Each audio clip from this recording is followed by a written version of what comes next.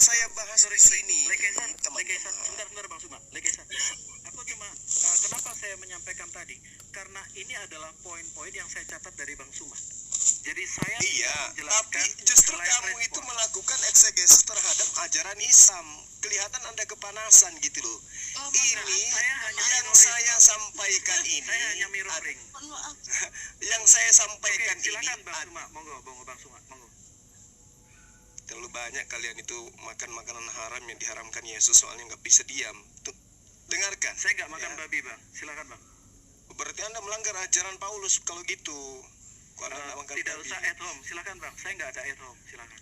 Ya, jadi gini, yang saya sampaikan kepada saudara-saudara adalah kutukan Tuhan kepada Bani Israel. Kalau Anda mengatakan bahwasanya Anda itu agama Kristen yang lahir dari rahim ahli kitab, makanya Anda baca Matius 23 nomor 15. Agama apa yang didirikan dan yang dibentuk oleh ahli kitab? Islam ke, Kristen ke. Anda ada di situ. Lalu kemudian kepada Putri PowerPoint tadi, ya, saudara mengatakan bahwa kenapa harus bersunat? Karena orang Yunani itu dulunya tidak boleh masuk ke dalam bait suci. Kenapa? Karena alasannya mereka itu tidak bersunat. Coba Anda baca di dalam kitab Yehezkiel, ya, Yehezkiel 4:4. Di situ sangat jelas dikatakan, oleh sebab itu beginilah firman Tuhan Allah. Tidak seorang pun dari orang-orang asing yang hatinya dan dagingnya tidak bersunat boleh masuk ke dalam tempat kudusku. Ya, setiap orang asing yang ada di tengah-tengah orang Israel. Jadi seandainya orang Kristen sekarang ini yang ada di Indonesia hidup di Israel, kalian tidak boleh masuk ke tempat ibadahnya orang Yahudi. Paham ya? Karena kalian itu dianggap najis. Oke, itu yang pertama. Kemudian, Anda membawa tentang persembahan darah. Orang-orang dahulu termasuk Yesus memerintahkan kaumnya, Bani Israel, bukan bangsa Goyim, ya, bukan bangsa Goyim, tapi kaumnya, untuk mempersembahkan hewan. Baca Matius 8 nomor 4. Ini sudah masa Yesus. Yesus pun masih mengajarkan umatnya untuk melakukan penebusan, pengorbanan, penyembelihan, persembahan, sama seperti persembahan Musa. Persembahan manusia ini ajaran dari mana rupanya?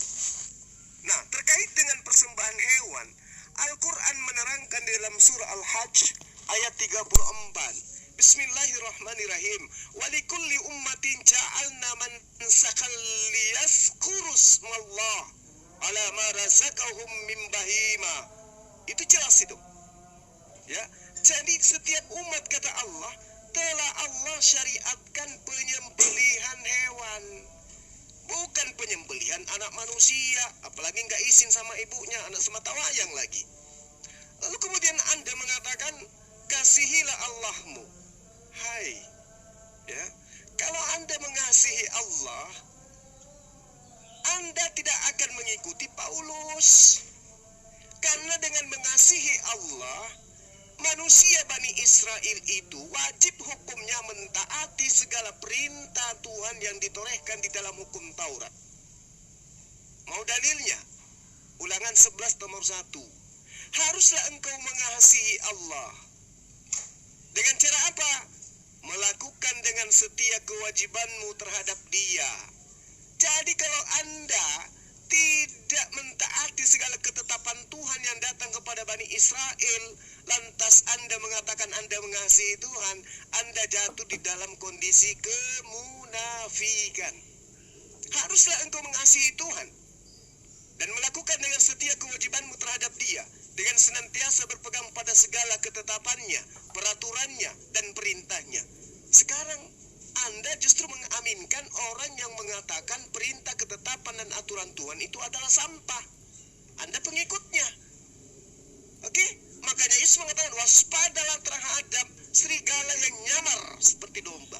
Kalian seakan-akan mengaku sebagai pengikut, bahkan lahir di rahim Yahudi. Sedangkan Ulangan 30 nomor 11, Sebab perintah ini yang kusampaikan kepadamu pada hari ini tidaklah terlalu sukar bagimu dan tidak pula terlalu jauh. Mana hukum Taurat yang sukar untuk Anda lakukan rupanya? Yang mana? Hah? Tidak ada larangan poligami di hukum Taurat. Nggak ada. Mempoligamikan Tuhan itu yang ada. Tapi Anda perhatikan. Bukan cuma 2, malah 3. Jadi lucu Anda semua ini ya.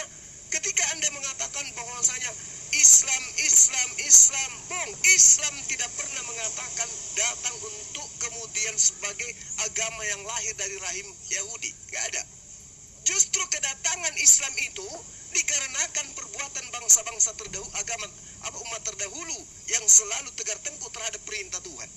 Nah, kalau Anda mengatakan harus ada korban, harus ada ini dan itu, pahami 2 Samuel 12 nomor 13, Daud itu dihapuskan dosanya bukan dengan korban hewan, bukan dengan darah, tetapi dengan bertaubat. Dengan kata lain, bahwasanya Daud alaihissalam dosa-dosanya diampuni oleh Allah hanya dengan bertaubat. Jadi tidak ada itu kurban-kurban manusia. Lalu kemudian ketika Anda membaca Amsal 10 nomor 2, Amsal 11 nomor 4, di situ sangat jelas dikatakan bahwa dosa bisa dihapuskan dengan bersedekah, dengan berinfak, bukan dengan cara menganggap Tuhan datang dalam rupa manusia mati di atas tiang salib. Itu nggak ada itu. Lalu kemudian apalagi Anda mengatakan tentang tongkat Yusuf. Apa-apaan tongkat Yusuf? Taurat aja Anda imani. Yang benar itu tongkat estafet kerajaan akan diberikan kepada bangsa lain. Ketika bangsa lain itu diantaranya, di tengah-tengahnya ada oknum yang kemudian diangkat oleh Tuhan untuk menjadi oknum yang membawa hukum-hukumnya kepada bangsa-bangsa. Baca Kejadian 49 nomor 10. Ya, tongkat kerajaan Yehuda tidak akan berpindah dari kakinya kecuali dia yang berhak sudah datang. Siapa yang berhak itu? Dia yang mampu menaklukkan bangsa-bangsa dengan hukum-hukum Tuhan. Yang Anda ajarkan sekarang bukan hukum Tuhan. Ajaran kasih yang bagaimana itu? Ajaran kasih menurut hukum Tuhan mentaati perintahnya. Sementara ajaran kasih yang Anda anut menganggap perintah Tuhan itu adalah sampah, kutukan. Dan ini Yesus tidak pernah ajarkan. Malah Yesus mengatakan terkutuklah dia orang banyak ini karena mereka tidak mengenal hukum Taurat. Kemudian ketika Anda mengatakan dosa Anda itu ditebus dengan di Islam begini dan begono, harus berbuat amal kebajikan. Saya katakan kepada Anda ya, di dalam 1 Yohanes 2 nomor 1 nomor 2, Anda bebas melakukan dosa apa saja. Mau melakukan apapun bebas Anda itu. Jangan malu-malu. Jangan Anda menutup mata dengan dalil yang ada di kitab saudara. Jangan lagi Anda mengatakan saya tafsir. Ya, karena ketuhanan Yesus juga itu hasil dari tafsir. Bukan hanya tafsir, bahkan itu adalah hasil daripada konsili ketuhanan Yesus itu. Jadi jangan mengatakan kamu hanya menafsir, kamu salah, konteksnya nggak ngerti loh. Yesus anak Maria kau tuhankan itu emang ada ayatnya? Tidak ada. Itu hanya imani saja berdasarkan penafsiran asal semaunya Anda saja. Coba Anda lihat di dalam kitab saudara yang saya katakan tadi. Matius 23 nomor 15. Siapa rupanya yang kemudian mengajarkan sebuah agama Kristen ini? Orang Arab, ahli Quran, ahli hadits, atau ahli kitab? Orang Arab atau orang Farisi yang mengajarkan ajaran Kristen? Baca tuh Matius 23 nomor 15. Agama yang dibentuk oleh ahli kitab itu agama apa? Islam atau Kristen? Nah, agama yang dibentuk oleh ahli kitab itulah yang 2 kali lebih jahat daripada ahli kitab itu sendiri. Kenapa? Tengok aja diri Anda. Kemudian ketika Anda mengatakan Yesaya 31 nomor 31, di situ perjanjian lamanya adalah hukum Taurat. Cobalah gunakan akal sehatnya. Sesungguhnya akan datang waktunya, demikianlah firman Tuhan, aku akan mengadakan perjanjian baru. Oke? Dengan kaum Israel dan kaum Yehuda. Bukan seperti perjanjian yang telah kuadakan dengan nenek moyang mereka pada waktu aku memegang tangan mereka dan membawa mereka keluar dari tanah Mesir. perjanjianku itu telah mereka ingkari, meskipun aku menjadi Tuhan yang berkuasa atas mereka. Demikianlah firman Tuhan. Yang dimaksud perjanjian lama di situ adalah janji Tuhan kepada Bani Israel agar Tuhan membebaskan Bani Israel dari perbudakan Mesir. Dan Tuhan akan membimbing mereka, menyelamatkan mereka. Tapi apa yang terjadi? Mereka mengingkari, mereka tidak pernah bersyukur, mereka tidak pernah taat kepada perintah Tuhan. Mereka tidak pernah menganggap bahwa apa yang ditorehkan oleh Musa terhadap mereka itu adalah pertolongan Tuhan. Itu yang mereka ingkari. Ya, lalu kemudian di ayat 3-3-nya, tetapi beginilah perjanjian yang kuadakan dengan kaum Israel sesudah waktu itu. Demikianlah firman Tuhan. Dengarkan firman Tuhannya, perjanjian barunya, dengarkan baik-baik. Aku akan menaruh Tauratku di dalam batin mereka dan menuliskannya dalam hati mereka, maka aku akan menjadi Tuhan Allah mereka dan mereka akan menjadi umatku. Jadi di situ tidak dikatakan aku akan menaruh surah-surah Paulus di dalam batin mereka. Kagak, catat baik-baik. Perjanjian baruku, demikianlah firman Tuhan. Aku akan menaruh Tauratku. Taurat, jangan lagi kamu pelintir. Oh, Taurat yang dimaksud di situ Bang Suma adalah mengimani anaknya datang mati di atas tiang salib. Boom. Tidak ada orang yang bisa kamu bodohi di luar kaummu sendiri. Kalau di luar kaummu itu nggak bisa. Ya, dan Tuhan mengatakan di dalam Yeremia 31 nomor 34, dan tidak usah lagi orang mengajar sesamanya atau mengajar saudaranya dengan mengatakan, kenallah Tuhan, sebab mereka semua besar kecil mengenal aku,